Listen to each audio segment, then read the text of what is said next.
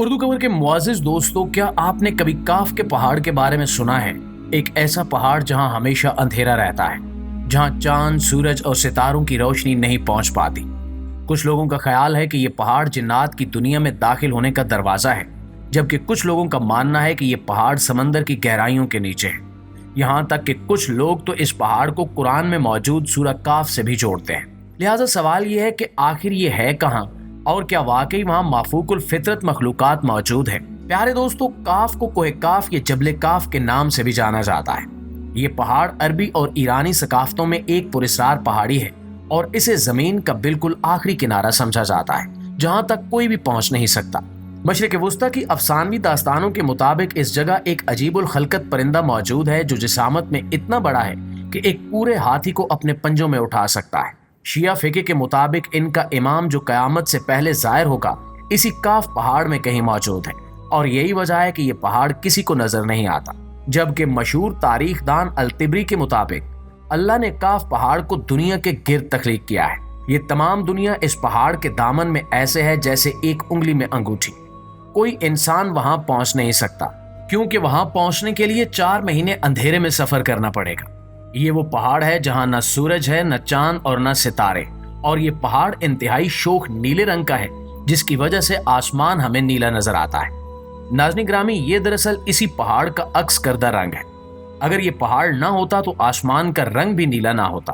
اس کے علاوہ Robert labelling کی مشہور کتاب legend of the fire spirits کے ایک باب میں وہ الطبری کا بیان کردہ ایک واقعہ ذکر کرتا ہے، جس میں حضور اکرم صلی اللہ علیہ وآلہ وسلم اور حضرت علی رضی اللہ تعالیٰ عنہ کے درمیان ایک دلچسپ گفتگو کا احوال موجود ہے۔ اس گفتگو میں حضور اکرم صلی اللہ علیہ وآلہ وسلم نے 2 پراسرار شہروں اور ان کا کاف پہاڑ سے تعلق بیان فرمایا ہے۔ آپ نے فرمایا کہ ایک شہر جابلکا ہے جو مشرق میں ہے، اور دوسرا شہر جابلسا ہے جو مغرب میں ہے، اور یہ دونوں شہر زمرد سے بنے ہیں۔ حضرت علی رضی اللہ تعالیٰ عنہ نے سوال کیا کہ یا رسول اللہ، کیا یہ دونوں شہر ہماری دنیا میں موجود ہیں؟ تو آپ صلی اللہ علیہ وآلہ وسلم نے فرمایا کہ یہ دونوں شہر مکمل تاریکی میں ہیں اور یہ کاف پہاڑ سے ملے ہوئے ہیں۔ آپ صلی اللہ علیہ وآلہ وسلم نے فرمایا کہ ہر شہر کی نگرانی کے لیے ایک قلعہ ہے، اور اس قلعے میں 1000 آدمی وہاں نگرانی کرتے ہیں۔ آپ صلی اللہ علیہ وآلہ وسلم نے مزید فرمایا کہ ان دونوں شہروں میں موجود لوگ نہ حضرت آدم کو جانتے ہیں اور نہ ابلیس کو، یہاں تک کہ یہ لوگ چاند اور سورج کے بارے میں بھی نہیں جانتے کہ اللہ نے چاند اور سورج بھی تخلیق کر رکھے ہیں۔ جو روشنی ان تک پہنچتی ہے وہ کاف پہاڑ کی روشنی ہے، اور وہاں موجود لوگ جڑی بوٹیاں کھاتے ہیں اور ان کے بدن پر کوئی کپڑا نہیں ہوتا۔ حضرت علی رضی اللہ تعالیٰ عنہ نے پوچھا کہ یا رسول اللہ، تو کیا وہ لوگ فرشتے ہیں؟ تو آپ صلی اللہ علیہ وآلہ وسلم نے فرمایا کہ نہیں، وہ فرشتے نہیں ہیں، لیکن اللہ کی فرما برداری میں وہ بالکل فرشتوں کی طرح ہیں۔ ان شہروں میں سب مرد ہیں اور وہاں کوئی عورت یا بچہ نہیں ہے۔ پھر حضور اکرم صلی اللہ علیہ وآلہ وسلم نے فرمایا کہ معراج کی رات ان کی ملاقات ان شہر کے لوگوں سے ہوئی، اور انہوں نے آپ صلی اللہ علیہ وآلہ وسلم کی دعوت کو قبول کیا اور مسلمان ہو گئے۔ آپ صلی اللہ علیہ وآلہ وسلم نے فرمایا کہ وہاں تک پہنچنا انتہائی مشکل ہے، کیونکہ وہاں پہنچنے کے لیے 4 مہینے مسلسل اندھیرے میں چلنا پڑتا ہے۔ لیکن قوم عاد سے 3 لوگ جو حضرت ہود علیہ السلام پر ایمان لے آئے تھے وہاں تک پہنچ گئے تھے، اور پھر حضرت ذوالقرنین نے بھی وہاں پہنچنے کی کوشش کی، لیکن وہ آدھے راستے سے ہی واپس لوٹ آئے۔ ناظرین، اسی طرح کچھ لوگوں کا خیال ہے کہ کاف پہاڑ میں جنات کی بادشاہت ہے، جس کا ذکر 16ویں صدی میں گزری مشہور اسلامی تنظیم اخوان الصفا کی تحریروں میں بھی ملتا ہے کہ حضرت محمد صلی اللہ علیہ وآلہ وسلم معراج کی رات کاف پہاڑ کی طرف سفر پر گئے اور وہاں موجود جنات کو اسلام کی دعوت دی، جنہوں نے آپ صلی اللہ علیہ وآلہ وسلم کی دعوت قبول کی اور اسلام میں داخل ہو گئے۔ اسی طرح حضرت ابن عباس فرماتے ہیں کہ رسول اللہ صلی اللہ علیہ وآلہ وسلم ہمارے پاس تشریف لائے جب ہم مسجد نبوی میں حلقہ بنا کر بیٹھے تھے۔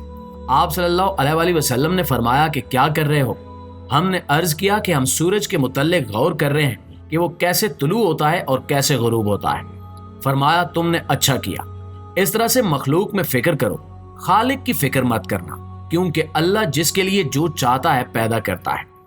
تم اس سے تعجب کرو کہ کوہ کاف سے آگے 7 سمندر ہے، ہر سمندر 500 سال سفر کرنے کے برابر طویل ہے، اور اس سے آگے 7 زمینیں بھی ہیں جن کا نور ان کے باسیوں کے لیے چمکتا ہے۔ اس کوہ کاف کے آگے 70,000 مخلوقات ہیں جو اڑتی ہیں، ان کو پرندوں کی شکل میں پیدا کیا گیا ہے۔ یہ مخلوقات اور ان کا بچہ پیدا ہوتے ہی ہوا میں اڑنے لگتے ہیں۔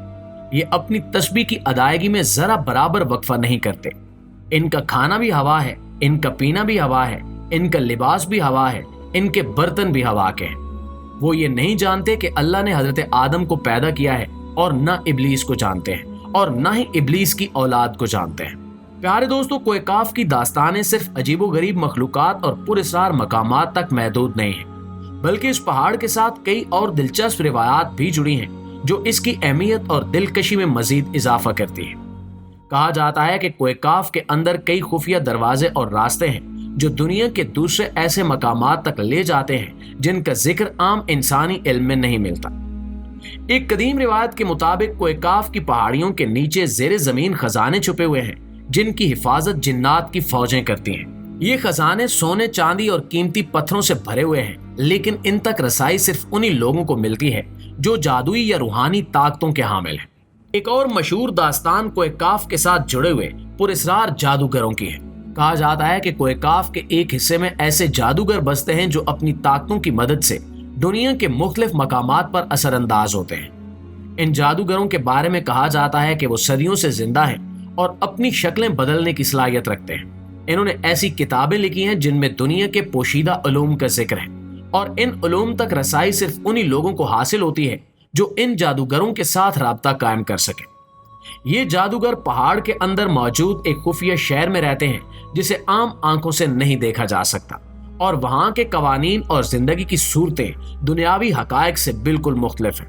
مزید کہا جاتا ہے کہ کوہ کاف کے اطراف میں وہ جگہیں بھی ہیں جہاں زمین اور آسمان کے درمیان فاصلہ نہایت کم ہو جاتا ہے، یعنی وہاں سے دعائیں فوری طور پر آسمان تک پہنچتی ہیں اور اللہ کی بارگاہ میں قبول ہو جاتی ہیں۔ اسی وجہ سے بعض روحانی بزرگ اور ولی اللہ اپنی عبادات کے لیے کوہ کاف کے نزدیک جا کر خلوت میں وقت گزارتے تھے تاکہ ان کی دعائیں جلد قبول ہوں اور وہ روحانی کمالات حاصل کر سکیں۔ ایک اور دلچسپ واقعہ یہ بیان کیا جاتا ہے کہ کوہ کاف کے آس پاس جادوئی پرندے پائے جاتے ہیں جو انسانوں کی زبان میں بات کرنے کی صلاحیت رکھتے ہیں۔ یہ پرندے ان لوگوں کو ملتے ہیں جو دل سے پاک اور نیک نیت ہوں۔ ان پرندوں کے ذریعے ماضی کے کئی صوفیاء اور ولی اللہ کو اللہ تعالیٰ کی طرف سے پیغامات موصول ہوئے اور وہ انہیں روحانی رہنمائی کے لیے استعمال کرتے تھے۔ یہ پرندے ہمیشہ اللہ کی تسبیح میں مشغول رہتے ہیں اور صرف اس وقت کسی انسان کے سامنے آتے ہیں جب وہ اللہ کے نزدیک بہت مقبول ہو۔ ناظرین، کوہ کاف کی ایک اور دلچسپ روایت یہ ہے کہ یہاں جنات کی ایک خفیہ قوم بستی ہے جسے عام دنیا کے جنات سے بالکل مختلف سمجھا جاتا ہے۔ یہ جنات نہایت دیندار اور اللہ کی عبادت میں مصروف رہتے ہیں۔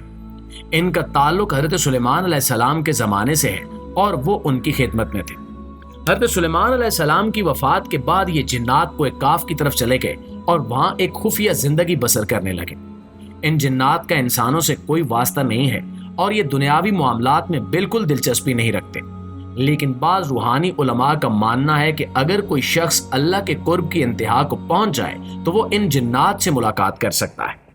جی تو معزز دوستو، یہ تھی ہماری آج کی ویڈیو، لیکن اس حوالے سے آپ دوستوں کی رائے کیا کہتی ہے کمنٹ سیکشن میں ہمارے ساتھ شیئر ضرور کیجیے گا۔ انشاءاللہ آپ سے ملاقات ہوتی ہے اگلی ویڈیو میں، تب تک اپنا ڈھیر سارا خیال رکھیے گا۔ اللہ نگہبان۔